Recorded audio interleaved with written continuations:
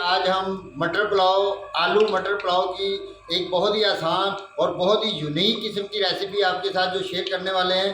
तो देखते हैं इसको हमने कैसे शुरू करना है। ये बहुत ही आसान और ऑथेंटिक रेसिपी है। इसको बनाएंगे, खाएंगे तो बहुत ही मज़ा आने वाला है। तो सबसे पहले हमने लिया है घी, तकरीबन 1 पाव घी लिया है। उसको हमने रख लिया है चूल्हे के ऊपर। तो घी जैसे ही हमारा गर्म होगा, कड़कड़ा जाएगा, तो इसमें डालेंगे हम सबसे पहले हमने लिए हैं आलू। ये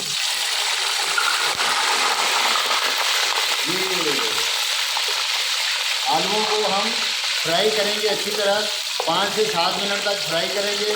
तो इनको फ्राई करने के बाद हम आपसे मिलते हैं। तो लीजिए, आलू हमारे तकरीबन फ्राई हो चुके हैं। 5 से 7 मिनट के अंदर जो आलू हैं ये देखें लाइट ब्राउन हो चुके हैं। तो अब हम इनको निकालेंगे और निकाल कर इनको एक प्लेट में रखेंगे। तो ये एक छाननी की मदद से हम इनको निकाल लेंगे सबको। ये देखेंगे, ऐसे हमने इनको निकाल लेना है सब के सब आलूओं को, और इनको अलहदा रख देना है। तो ये ले जी, तमाम आलूओं को हमने निकाल लिया और इनको निकाल कर एक प्लेट में अलहदा रख लेंगे। तो ये प्याज को लाइट ब्राउन करेंगे। ये बहुत ही ऑथेंटिक, बहुत ही प्यारी और बहुत ही मज़ेदार किस्म की ये रेसिपी आलू मटर पुलाव भी तैयार होने वाली है। आपने आज तक ऐसी रेसिपी ना बनाई होगी और ना ही आपने खाई होगी। तो लीजिए, प्याज हमारा लाइट ब्राउन हो चुका है। तो इसमें अब हम डालेंगे, थोड़ा पानी डालेंगे। ये पानी डालने के बाद अब हम इसमें डालेंगे, हमारे पास ये मटर है, मैंने 1 किलो मटर लिए थे, उसमें से ये दाने निकले हैं। आप अपनी मर्ज़ी और अपने स्वाद के हिसाब से मटर ले सकते हैं। तो ये मटर अब हम इस मौके पर इसमें शामिल कर देंगे और इनको शामिल करने के बाद 10 मिनट तक इनको भूनेंगे। तो लीजिए, 10 मिनट तक हमने मटर भून लिए हैं, इसको फ्राई कर लिया हमने घी और प्याज में। तो अब इसमें हम डालेंगे नमक। तो ये 1 चम्मच और ये तकरीबन 1.5 चम्मच मैंने नमक का डाला है। आप अपने चावलों और मटर के हिसाब से, अपने स्वाद के हिसाब से कम या ज़्यादा नमक कर सकते हैं। तो इसको आप 4 से 5 मिनट तक और भूनेंगे। तो लीजिए, 5 मिनट तक हमने मटर को और भून लिया है, फ्राई कर लिया है अच्छी तरह। ये बिल्कुल अब सॉफ्ट हो चुके हैं। तो जो हमने आलू जो फ्राई किए थे, ये देखें माशाल्लाह कितने प्यारे लाइट ब्राउन हुए हुए हैं। ये अब हम इसमें डाल देंगे और इनको अच्छी तरह हम इसमें मिक्स करेंगे। और साथ में ही हम अब इसमें डालेंगे पानी।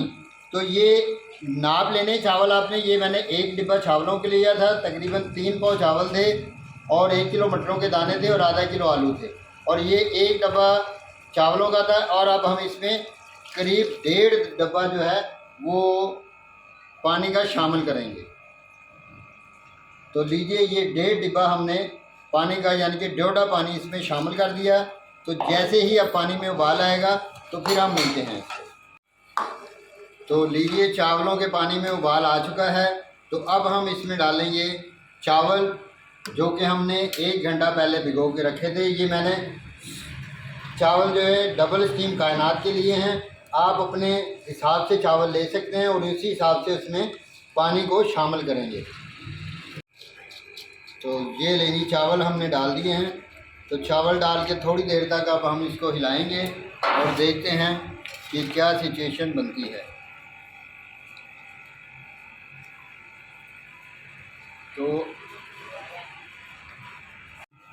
तो यहाँ पर करीब 1 चम्मच के करीब हम ज़ीरा डालेंगे इसमें, और इसी मौके पर ज़ीरा डालना है हमें। अगर आपके पास ना हो तो कोई ज़रूरी नहीं है। ये देखिए, इसका फ्लेवर बहुत अच्छा आता है और इसका जायका भी बहुत ही शानदार आता है। तो लीजिए, देखें जी, चावल हमारे तकरीबन ये 70% तक गल चुके हैं। जब आपके चावल 70-80% तक गल जाएँ तो आपने इनको इस मौके पर ऐसे ही इनको दम दे देना है। तो अब हम इसको दम देंगे 15 से 20 मिनट के लिए।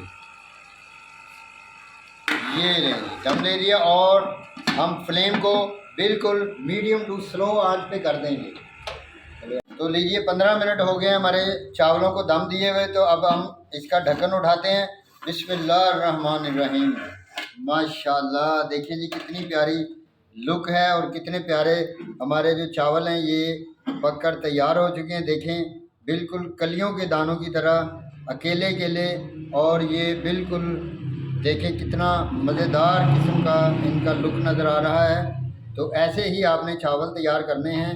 तो ये बहुत ही मज़ेदार किस्म के चावल हमारे तैयार हो चुके हैं। तो अब हम इनको सर्व करते हैं।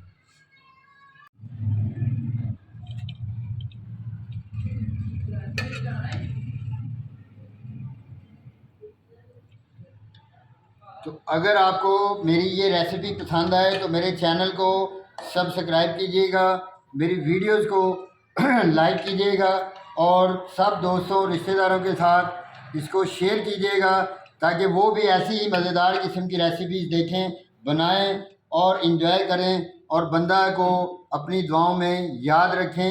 ये देखें कि आलूओं का टेक्सचर इसमें कितना खूबसूरत और कितना प्यारा नज़र आ रहा है। तो ये बहुत ही यूनिक और एंटीक किस्म की रेसिपी है।